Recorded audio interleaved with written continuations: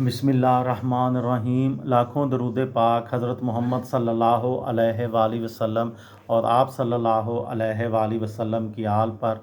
अस्सलामु अलैकुम। मेरा नाम इफ्तिखार अहमद है और आप मेरा यूट्यूब चैनल नॉलेज देख रहे हैं।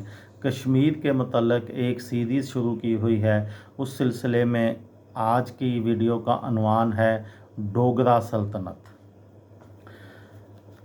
डोगरा सल्तनत ने जम्मू कश्मीर की शाही रियासत की सरहदों को मजबूत किया।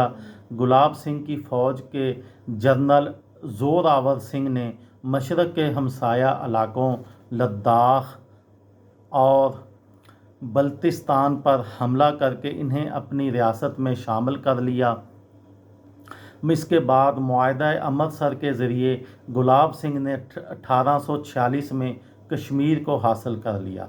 इसके अलावा पूंछ का इलाका भी गुलाब सिंह के ज़ेर इंतज़ाम था। पूंछ दरअसल गुलाब सिंह के छोटे भाई ध्यान सिंह को महाराजा रंजीत सिंह से बतौर जागीर अता हुआ था। ये तमाम इलाका जम्मू कश्मीर की शाही रियासत का हिस्सा बन गए। पूंछ एक मुस्लिम अक्सरियती इलाका था। वहाँ के रिहायशियों और डोगरा हकाम के दरमियान 1830 की दिहाई में कई झड़पें हुईं। ताहम गुलाब सिंह ने ताकत का इस्तेमाल करके इन इब्तदाई बगावतों को कुचल दिया।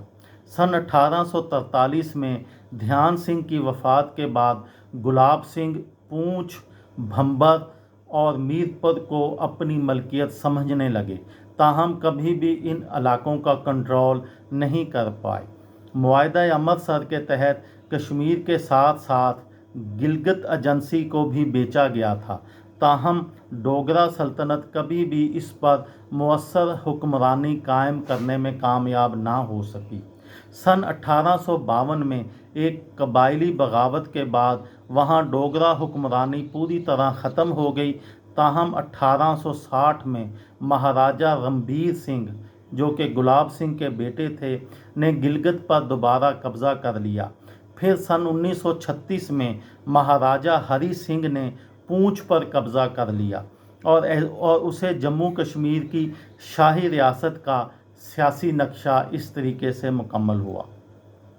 ज़मीनों पर कब्ज़े और सरहदों को मजबूत करने के साथ साथ डोगरा हुक्मरानों ने कानून साजी करके सन 1939 के जम्मू कश्मीर आइन एक्ट का नक्शा बनाकर अपनी फ़ौज कायम करके और कई मुआहदों के ज़रिए भी अपनी ताकत को मजबूत किया। ये थी मेरी आज की वीडियो। किसी दोस्त को, किसी भाई को, किसी बहन को फ़ायदा हो तो मुझे दुआओं में याद रखिएगा। दिल दिल पाकिस्तान, जान जान पाकिस्तान। अस्सलामु अलैकुम।